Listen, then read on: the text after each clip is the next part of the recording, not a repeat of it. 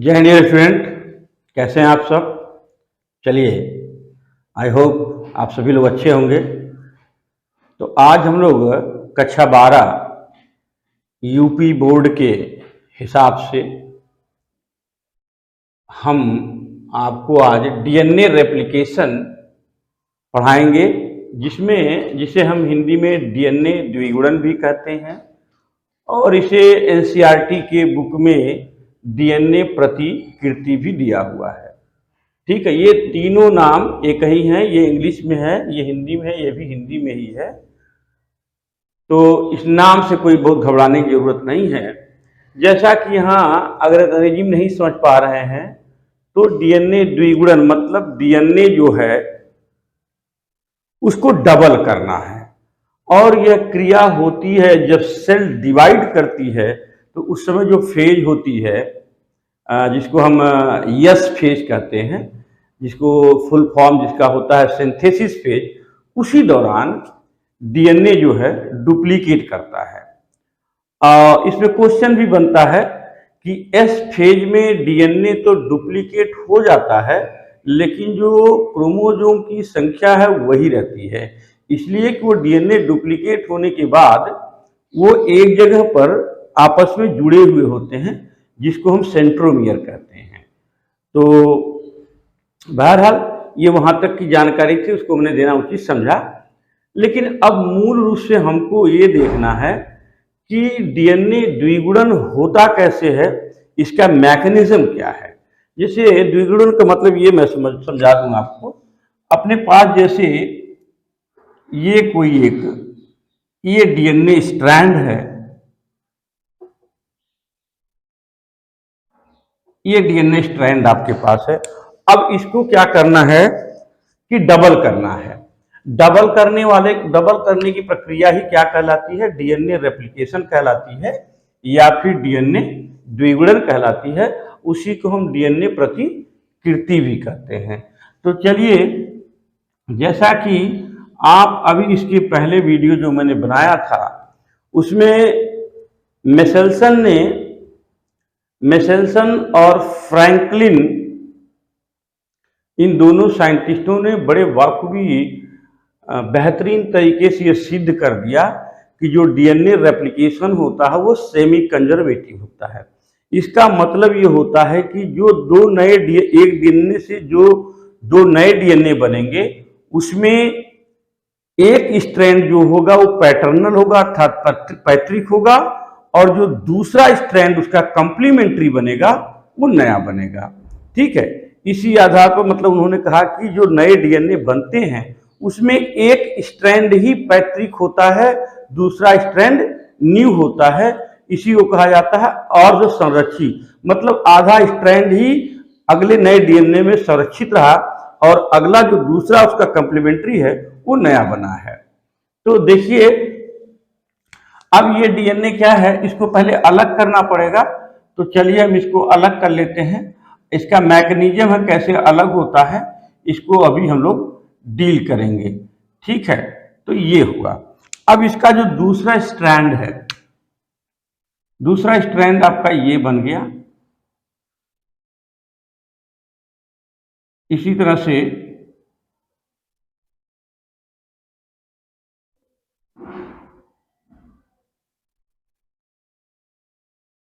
ठीक है, तो अब आप देख पा रहे हैं इसमें कि एक स्ट्रैंड, देखिए ये दोनों ब्लैक थे, उसमें ये जो दो नए डीएनए बने हैं इसमें एक डीएनए जो है वो क्या है, ब्लैक है। यही आपका क्या है, ये दोनों क्या है, ये पैटर्नल है जिसको हम कहते हैं पैतृक कहते हैं। ठीक है, और ये दोनों लाल वाले जो डीएनए बने हुए हैं, इसको जरा हम दूसरा मार्कर यूज कर लेते हैं। तो ये जो लाल वाले जो डीएनए नए बने हैं इन्हीं को हम कहते हैं न्यू स्ट्रैंड कहते हैं या नया स्ट्रैंड कहते हैं, नया स्ट्रैंड। ठीक है, इतनी बात समझ में आ गई। अब हमें ये देखना है कि इसकी जो मैकेनिज्म होती है वो क्या होती है, कैसे होती है। तो मैकेनिज्म को जानने से पहले वो थोड़ा सा कॉम्प्लेक्स प्रोसेस है और उसमें तमाम तरह के एंजाइम पार्टिसिपेट करते हैं, और साथ में जो अब डीएनए नया बनाना है तो डीऑक्सीराइबोन्यूक्लियोटाइड भी चाहिए। अब वो डीऑक्सीराइबोन्यूक्लियोटाइड विभिन्न प्रकार के, चाहे एडेनिन को कैरी करता हो, ग्वानिन को कैरी करता हो, साइटोसिन को कैरी करता हो, तो सभी प्रकार के डीऑक्सीराइबोन्यूक्लियोटाइड ये ट्राइफॉस्फेट के रूप में साइटोप्लाज्म में पड़े रहते हैं। तो उन्हें लाके सीरियल वाइज बिल्कुल ये जो टेम्पलेट की तरह काम करेगा, उसके अकॉर्डिंग जिसकी नीड होगी उसको लाके जोड़ने वाले एंजाइम की जरूरत पड़ेगी। साथ ही साथ में इसको खोलने के लिए भी एंजाइम की जरूरत पड़ेगी। फिर उसके साथ साथ ये दोबारा काम होते समय, रेप्लिकेशन की प्रक्रिया चलते समय ये आपस में फिर कुंडलित न हो जाए, उसे सेव करने के लिए भी एंजाइम की जरूरत पड़ेगी, कुछ प्रोटीन की जरूरत पड़ेगी। और साथ ही साथ में ये जब खंडों में अगर बनते हैं तो उन्हें जोड़ने के लिए भी एंजाइम की आवश्यकता पड़ेगी। तो आइए देखते हैं, सबसे पहले हम डीएनए रेप्लिकेशन की जो मैकेनिज्म है उसको स्टार्ट करने से पहले हम लोगों को ये देख लेना चाहिए कि उसमें एंजाइम एक एक अगर जान जाएंगे तो हमको डीएनए रेप्लिकेशन का जो मैकेनिज्म है समझने में बहुत आसानी होगी। तो आइए देखते हैं। अब यहाँ पर हमने हेडिंग डाल दिया है कि भाग लेने वाले एंजाइम और उनके कार्य। किसमें भाग लेने वाले? डीएनए रेप्लिकेशन में। डीएनए रेप्लिकेशन में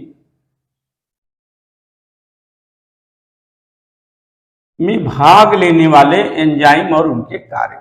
तो पहला एंजाइम आप देख रहे हैं, हमने लिखा है गायरेज या फिर टोपोआइसोमरेज। देखिए गायरेज कब कहेंगे हम इसे? जब ये प्रोकैरियोटिक सेल, मतलब जैसे बैक्टीरिया है, उसमें जब ये काम करता है तो उसको गायरेज बोलते हैं। और यहाँ जो यूकैरियोटिक सेल है उसमें हम इस एंजाइम को टोपोआइसोमरेज बोलते हैं। ठीक है बेटा। तो डीएनए स्ट्रैंड खुलने पर आगे वाले भाग करता क्या है? टोपोआइसोमरेज करेगा क्या कि डीएनए के स्ट्रैंड खुलने पर आगे वाले भाग में होने वाले तनाव को ढीला करने के लिए उसे काट कर जोड़ता है और रेप्लिकेशन फार्क आगे बढ़ने में या बनाने में मदद करता है। किसकी? हेलिकेज।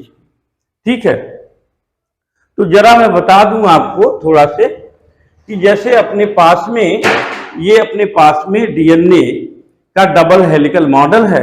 अब देखिए, अगर हम इसको यहां से अगर मैं इसे खोलना शुरू करूं तो होगा क्या कि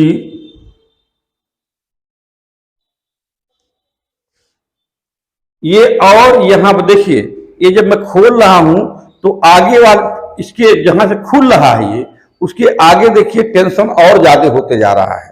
ये देखिए, और ये ज्यादा इसके अंदर टेंशन हो रहा है। अब ये टेंशन अगर रहा और इस तरह से तनाव होता रहा तो आगे से कहीं इसमें ब्रेक आ जाएंगे जो कि घातक होगा उस ऑर्गेनिज्म के लिए।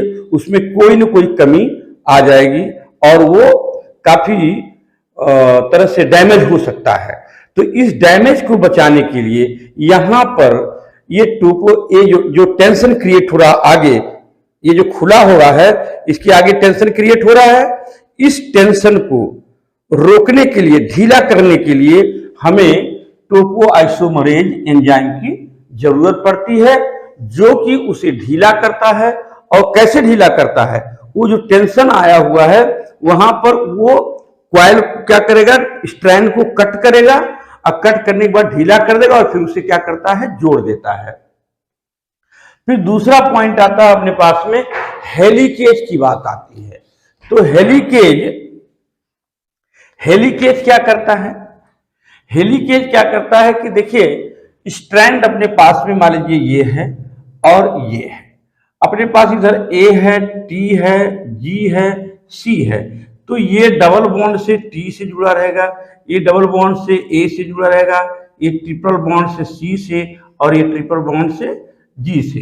तो होता क्या है कि ये ओरिजिन साइट खोजता है कि डीएनए में कहां से रेप्लिकेशन स्टार्ट हो सकता है, उसे हम कहते हैं ओरिजिन साइट। अब देखिए ये ओरिजिन साइट यूकैरियोट में कई हो सकती हैं, लेकिन जो प्रोकैरियोट होता है उसमें ओरिजिन साइट एक ही होती है, ठीक है। तो ज्यादातर ये कहां चूज करता है ओरिजिन साइट, जहां पर एटी रिच हो। तो एटी रिच क्यों? क्योंकि आपको पता है एडेनिन और थाइमिन के बीच में डबल बॉन्ड होता है, जबकि जी और सी के बीच में क्या होते हैं, ट्रिपल बॉन्ड होते हैं। तो भाई एक बात बताओ आप कि कोई भी व्यक्ति कहां से खोलना, कोई चीज उलझी हुई है तो वहीं से न खोलेगा जहां से कम ताकत लगाना पड़े। तो दो बांध को तोड़ना आसान है कि तीन बांध को तोड़ना आसान है? तो जाहिर सी बात है कि दो बांध को तोड़ना आसान है, और दो बांध ए और टी के बीच में होते हैं। तो इसलिए ओरिजिन साइट ये कहाँ खोजता है, जहां पर ए और टी रिच एरिया होती है, उसी जगह पर ये अपना बाइंड करता है, और ये दोनों बांध, ये बांध को क्या करता है, ब्रेक करता है, और वहीं से इसको क्या करता है, वो दोनों स्ट्रैंड को अलग करना शुरू करता है। जैसे अभी मैंने ये दिखाया था, सपोज कि यहां से इस पोर्शन से, यहां मैं दिखा रहा हूं बीच से, मान लीजिए कि यहां पर ये पोर्शन है आपका, यहां पर आपका क्या बैठ गया, वो हेलिकेज बैठ गया। हेलिकेज बैठ गया तो इसको क्या करेगा, ऐसे खोलना शुरू करेगा। ये देखिए ऐसे खोलेगा, ऐसे इस तरह से जब खोलेगा तो क्या करेगा, ये देखिए आप यहां देखिए, ये दोनों तरफ से क्या बन गया जी, ये स्ट्रक्चर अगर एक तरफ से ले लूं तो ये वाई शेप्ड में, देखिए ये वाई शेप्ड में बन रहा है। इसी को हम कहते हैं रेप्लिकेशन फार्क बोलते हैं। क्या बोलते हैं, रेप्लिकेशन फार्क। दिस पोर्शन, अब देखिए लिपट भी आ रहा तुम खोलने के बाद, अभी इसका ही बता रहा हूं क्यों नहीं लिपटेगा। तो यहां क्या है, यहां बाइंड हो जाता है और ये आगे इस तरह से खोलते जाता है। तो ये स्ट्रक्चर कैसा बन रहा है, वाई के आकार का बन रहा है, ठीक है। अब ऐसे ले लीजिए, वाई के आकार का बन रहा है कि नहीं बन रहा है, तो इसी पोर्शन को हम कहते हैं रेप्लिकेशन फार्क बोलते हैं। तो अब यहां देखिए कि यह रेप्लिकेशन ओरिजिन पर लगकर डीएनए डबल हेलिक्स के बीच एच बंध को तोड़ता है और दोनों स्ट्रैंड को इस प्रकार खोलता है कि वाई शेप्ड संरचना बनती है, जिसे हम रेप्लिकेशन फार्क कहते हैं। यह बाई डायरेक्शनल होता है। देखिए यहां पर, अब देखिए ये हम खोलेंगे, अगर इसको यहां से खोलेंगे तो देखिए दोनों तरफ से खुल रहा है कि नहीं खुल रहा है, दोनों तरफ खुल रहा है, इधर भी फार्क बन रहा है, इधर भी फार्क बन रहा है। इसीलिए इसको कहते हैं हम, ये जो फार्क बनता है वो कैसा होता है, बाई डायरेक्शनल होता है, ठीक है। फिर आ जाइए, हम लोग देखते हैं क्या, सिंगल स्ट्रैंडेड बाइंडिंग प्रोटीन, जिसको हम एसएसबी भी कहते हैं। यह खुले हुए एकल स्ट्रैंड से लग जाती है, जो दोनों अलग हुए डीएनए स्ट्रैंड को आपस में पुनः हेलिक्स बनाने से रोकती है। तो देखिए जरा इसको, अब जैसे हमने इधर से खोला, अगर इधर साइड से मैं इधर खोल रहा हूं, अगर मान लीजिए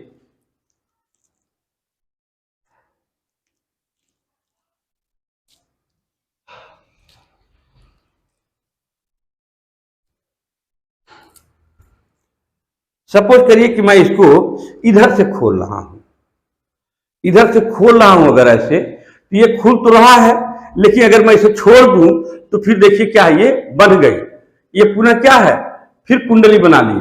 इसीलिए जब ये खुलता है, जब ये खुलेगा, देखिए यहां जब ये खुलेगा इस तरह से, तो ये देखिए आप, ये जब खुलेगा तो यहां ये स्ट्रैंड खुला है, ये स्ट्रैंड खुला है, ये नट आपको दिख रहा है। ये नट को आप मान लीजिए कि सिंगल स्ट्रैंडेड बाइंडिंग प्रोटीन है। देखिए अब ये किसी भी तरह से ये आपस में जुड़ने वाला नहीं है, क्योंकि यहां सिंगल स्ट्रैंडेड बाइंडिंग प्रोटीन दोनों तरफ बंध गई, ये देखिए। और ये देखिए हेलिकेज लगा हुआ है आपके सामने, देखिए ये हेलिकेज है। ये जो फार्क क्रिएट हुआ है, रेप्लिकेशन फार्क, यहां पर क्या है, ये हेलिकेज लगा है जो आगे की तरफ बढ़ता जाएगा और इसे क्या करेगा, खोलता जाएगा। अब यहां देखिए ये जो पोर्शन हमने बताया अभी, जो टोपोआइसोमरेज की बात हमने किया है, यहां देखिए ये टोपोआइसोमरेज के रूप में है। अब अपना स्ट्रक्चर आप पूरा देख सकते हैं, ये आपका टोपोआइसोमरेज के रूप में है, और ये जो क्लिप लगी है ये हेलिकेज के रूप में काम कर रही है। ये टोपोआइसोमरेज को मैंने बताया कि जब ये फार्क खुलता जाएगा, ये आगे तब यहां ऐठन होता जाता है, इस ऐठन को ये क्या करता है, टेंशन को ढीला करता है, कम करता है। कैसे करता है, स्ट्रैंड को कट करेगा, उसे ढीला करेगा, फिर उसे जोड़ देगा, और उसी समय हेलिकेज को क्या है, आगे बढ़ने में मदद मिलती है, जिससे कि रेप्लिकेशन फार्क जो है आगे की तरफ बढ़ता जाता है।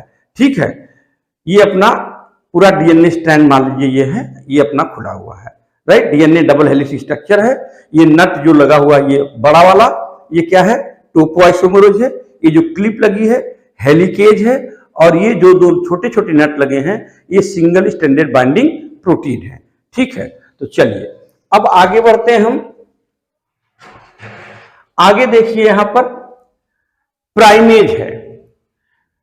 तो डीएनए स्ट्रैंड खुल गए, खुलने के बाद उसकी क्या होती है, उसके फॉर्मेशन की बारी आती है। भाई उनके जो स्ट्रैंड ये खुले हुए हैं, उस स्ट्रैंड पर उनका जो कंप्लीमेंट्री पार्ट है, जो कंप्लीमेंट्री स्ट्रैंड है, वो भी तो न्यूक्लियोटाइड से ही बनेंगे, और न्यूक्लियोटाइड से बनेंगे तो न्यूक्लियोटाइड कहाँ रहते हैं, साइटोप्लाज्म में रहते हैं। तो उसे सीरियल वाइज लाने वाला कोई चाहिए, वही लाएगा जो कि जो पैटर्नल स्ट्रैंड पड़े हुए जो दोनों अलग हो गए हैं उनकी वो रीडिंग कर सके कि यहाँ कौन सा डीएनटीपी चाहिए। डीएनटीपी क्या है, डीऑक्सीराइबो न्यूक्लियोटाइड ट्राइफॉस्फेट, वो उसको लाता है। तो चलिए अभी उसकी चर्चा हम करेंगे। तो उसकी शुरुआत कहां से, वो स्वयं शुरू नहीं करेगा, स्वयं शुरू नहीं करेगा। तो वहां पर क्या करेगा कि प्राइमर जो है, एक प्राइमर की जरूरत होती है। जैसे आप ये बताइए, जब कहीं पर घर की नींव खुद जाती है, साइट का काम शुरू हो गया, पूरा नींव खुद गई, तो पहला ईंटा कौन डालता है, मिस्त्री कहता पहला ईंटा मैं नहीं डालूंगा, पहला ईंटा मालिक डालेगा। तो पहला ईंटा मालिक डाल करके चला जाता है, 150 जैसे भी डाल देता है, फिर वो उसी पर से काम शुरू हो जाता है। ठीक कुछ ऐसे ही आपका डीएनए पॉलीमरेज एक एंजाइम अभी मैं जिक्र करूंगा। डीएनए पॉलीमरेज क्या करता है, वो डीऑक्सीराइबो न्यूक्लियोटाइड को आगे जोड़ते हुए नया स्ट्रैंड बनाता है। तो वो कहता है मैं जोड़ूंगा तो, लेकिन मैं शुरू नहीं करूंगा, मैं शुरू नहीं करूंगा। तो प्रकृति ने वहां पर प्राइमेज को भेजा, प्राइमेज ने कहा ठीक है आप नहीं शुरू करोगे, शुरुआत मैं करूंगा। तो शुरुआत वो क्या करता है कि आरएनए प्राइमर का छोटा सा स्ट्रैंड, जिसकी नाप लगभग में 60 से 70 बेस पेयर होती है, वो वहां पर जोड़ करके किस दिशा में जोड़ता है, 5 to 3 प्राइम दिशा में जोड़ करके हट जाता है। फिर अपना डीएनए पॉलीमरेज क्या करता है, इसके 3 के OH एंड से अपना जो जरूरत है, जिस पूरक डीएनटीपी की, डीऑक्सीराइबो न्यूक्लियोटाइड ट्राइफॉस्फेट की, उसे ला करके इसके OH से जोड़ना शुरू कर देता है। यहां देखिए डीएनए निर्भर डीएनए पॉलीमरेज थर्ड, यह डीएनए टेम्पलेट पर पूरक स्ट्रैंड के रूप में डीऑक्सीराइबो न्यूक्लियोटाइड को 5 प्राइम टू 3 प्राइम दिशा में आरएनए प्राइमर के 3 प्राइम एंड से OH से जोड़ना शुरू कर देता है। ये बिल्कुल कंसेप्ट क्लियर होना चाहिए।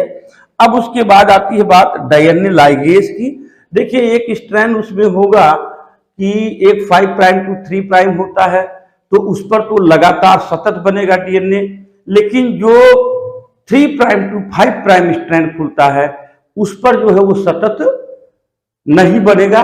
जिसका 5 प्राइम फ्री होगा, जिस स्ट्रैंड का 5 प्राइम फ्री होगा और 3 प्राइम आगे लिपटा हुआ होगा, कुंडलित होगा, तो उस पर डीएनए पॉलीमरेज क्या करता है, हम भाई बनाएंगे तो, लेकिन हम 5 प्राइम टू 3 प्राइम डायरेक्शन बनाएंगे। तो वहां पर वो खंड खंड में पीछे से बनाना शुरू करता है, जिसके कारण उस खंडों के बीच में आरएनए प्राइमर पड़े रहते हैं। अब आरएनए प्राइम, हमें तो डीएनए स्ट्रैंड बनाना है, तो वहां पर आरएनए प्राइमर क्या करेगा, तो आरएनए प्राइमर को फिर क्या करेगा, वो वहां से हटाएगा, और दो उस फ्रेगमेंट को जो खंडों में जुड़ते हैं उनको हम ओकाजाकी फ्रेगमेंट कहते हैं। उन ओकाजाकी फ्रेगमेंट को क्या करता है फिर डीएनए लाइगेज जाके क्या करता है बेटा, जोड़ने का काम करता है, जैसा हमने यहां पर लिख दिया है। अब डीएनए पॉलीमरेज फर्स्ट जो है भाई काम हो गया, मालिक ने दिया, ठेकेदार मजदूरा सब लोगों ने मिलके काम कर दिया। तो अब आता है डीएनए पॉलीमरेज फर्स्ट, उसका बड़ा भाई डीएनए पॉलीमरेज सेकेंड का थर्ड का बड़ा भाई आता है डीएनए पॉलीमरेज फर्स्ट, कहता है ठीक है भाई काम हम तो कर दिए, जरा हम चेक कर लें। तो क्या करता है ये प्रूफ रीडिंग करना शुरू करता है। प्रूफ रीडिंग जब करता है तो ये पाता है कि कहीं न कहीं जो एक ही जगह टी होना चाहिए वहां पर यू है। क्यों यू है?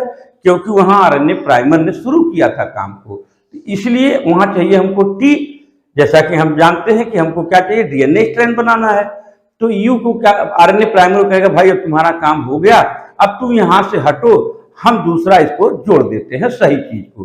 तो वो क्या करेगा कि संशोधन हेतु डीएनए अनुक्रम को पढ़ता है, इसे हम कोर्नबर्ग एंजाइम भी कहते हैं। ये क्या करेगा, आरएनए प्राइमर को वहां से डिलीट करेगा और उसके बाद जो जरूरत है जिस न्यूक्लियोटाइड को वहां पर लाके ऐड कर देगा और फिर पूरा डीएनए स्ट्रैंड तैयार हो जाता है।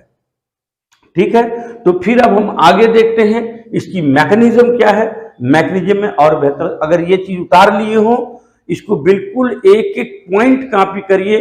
बहुत ही गहराई से अध्ययन करने के बाद ये टॉपिक निकाला गया है और बिल्कुल स्पष्ट रूप से कहीं कोई कंफ्यूजन नहीं है।